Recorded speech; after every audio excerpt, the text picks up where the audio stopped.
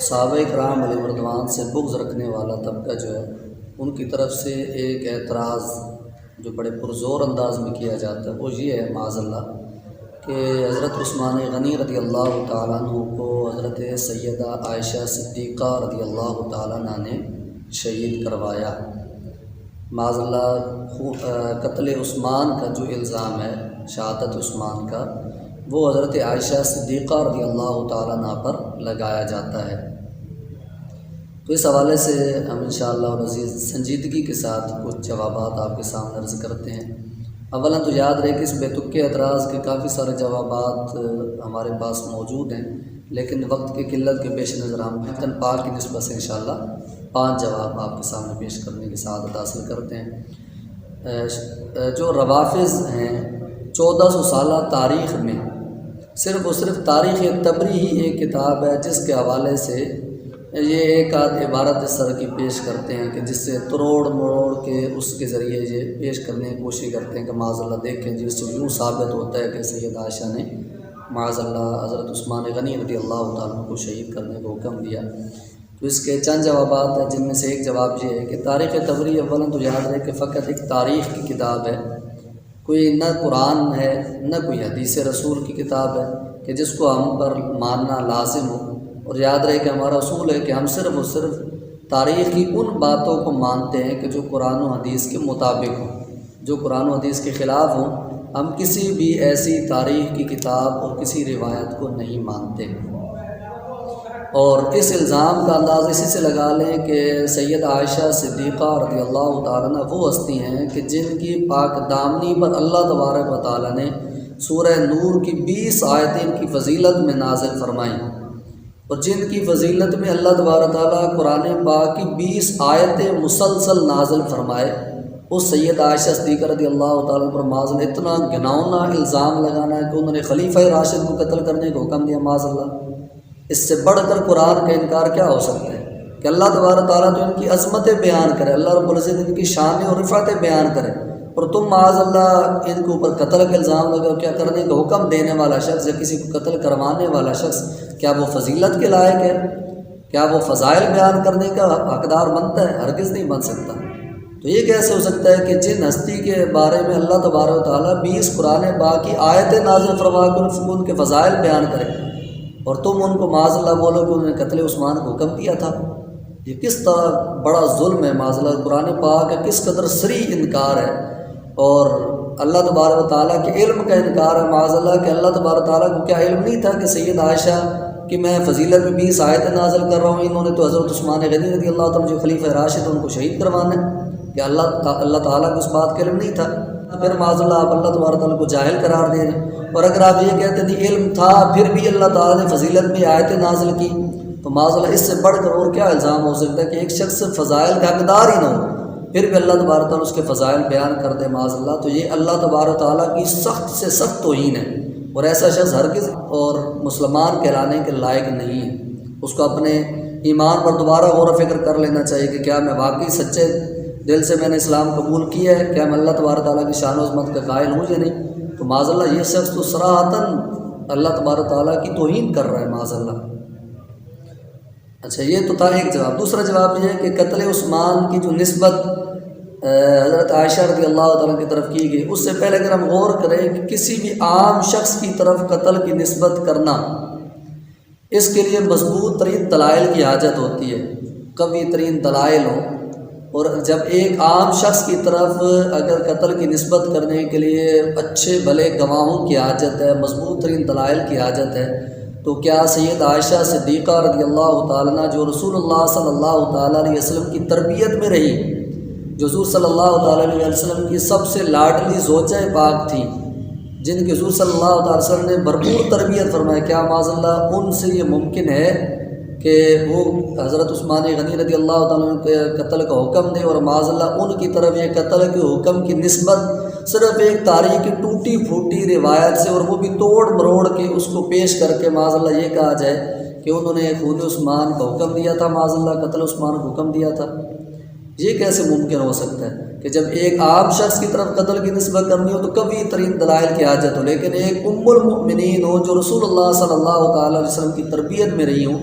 جن کی تربیت رسول اللہ صلی اللہ تعالیٰ علیہ وسلم نے فرمائی ہو، ان کی طرف ایک ٹوٹی پھوٹی تاریخی روایت کو لے کر قتل کی نسبت کر دی جائے معاذ اللہ، کیا یہ عقل سلیم کا تقاضا ہے؟ کیا یہ اہل دانش کا طریقہ کار ہوتا ہے معاذ اللہ؟ اور اس میں پھر حضور صلی اللہ تعالیٰ علیہ وسلم کی بھی شدید توہین پائی جا رہی ہے کہ جس کی تربیت رسول اللہ نے کی ہے وہ معاذ اللہ لوگوں کو قتل کروانے کا حکم دیتی پھرے معاذ اللہ۔ کیا حضور صلی اللہ تعالی وسلم کو تربیت کرنا نہیں آتی تھی معاذ اللہ؟ کیا آپ اس سے یہ ثابت کرنا چاہتے ہیں کہ حضور صلی اللہ تعالی وسلم نے جن کی بھی تربیت کی، صحابہ کی تربیت کی، تو معاذ اللہ وہ بھی حضور کے بعد کافر ہو گئے، اور اپنے ازواج پاک کی تربیت کی معاذ اللہ تو وہ بھی بعد میں قتل و غارت کروانا شروع کر دی انہوں نے معاذ اللہ؟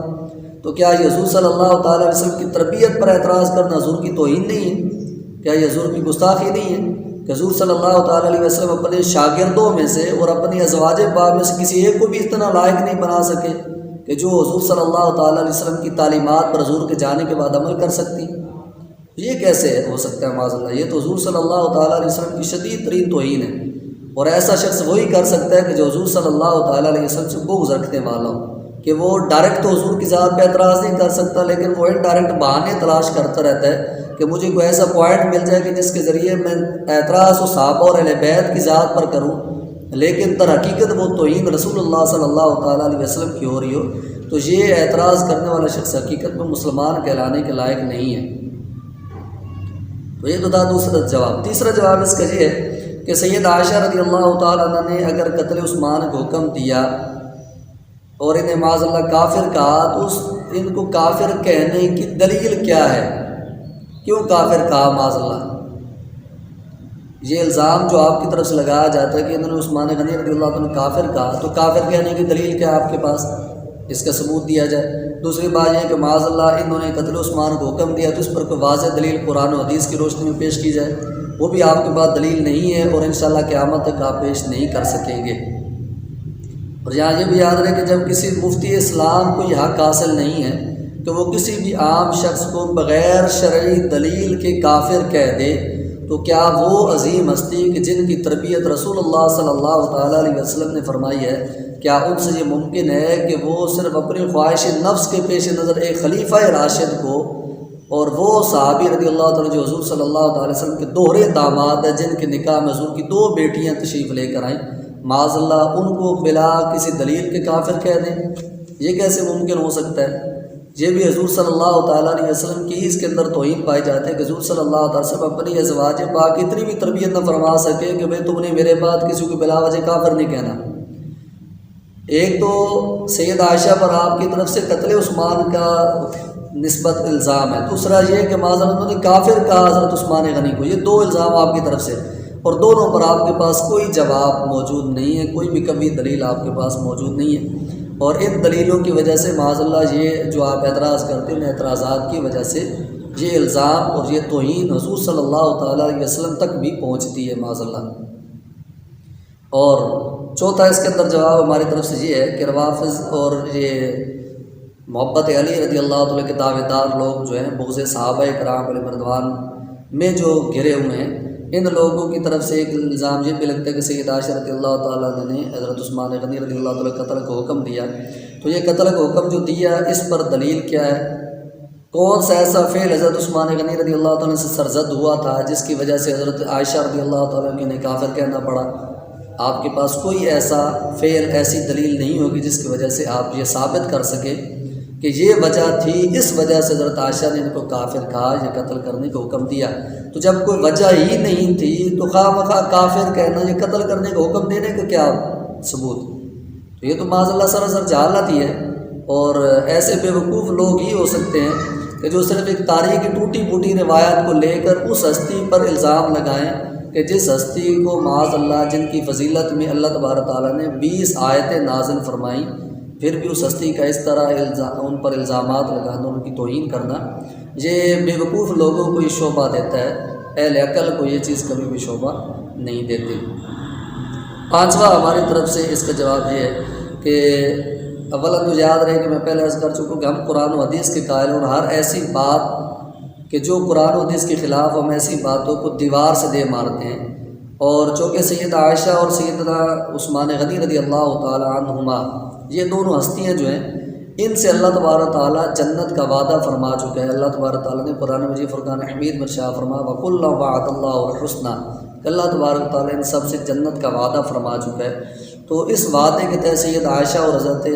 عثمان غنی رضی اللہ تعالیٰ عنہما یہ دونوں داخل ہیں۔ تو جب اس وعدے کے تحت دونوں داخل ہیں، یہ دونوں جنتی ہیں، اللہ تبارک تعالیٰ کے فرمان سے ان کا جنتی ہونا ثابت ہے۔ اب اگر کوئی شخص جو ہے معاذ اللہ ان میں سے کسی ہستی کو جہنمی کہنا چاہے تو حقیقت میں وہ خود ہی جہنمی ہے قرآن کا انکار کرنے کی وجہ سے۔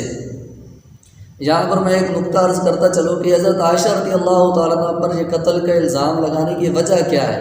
اس کے پس پشت جو راز ہے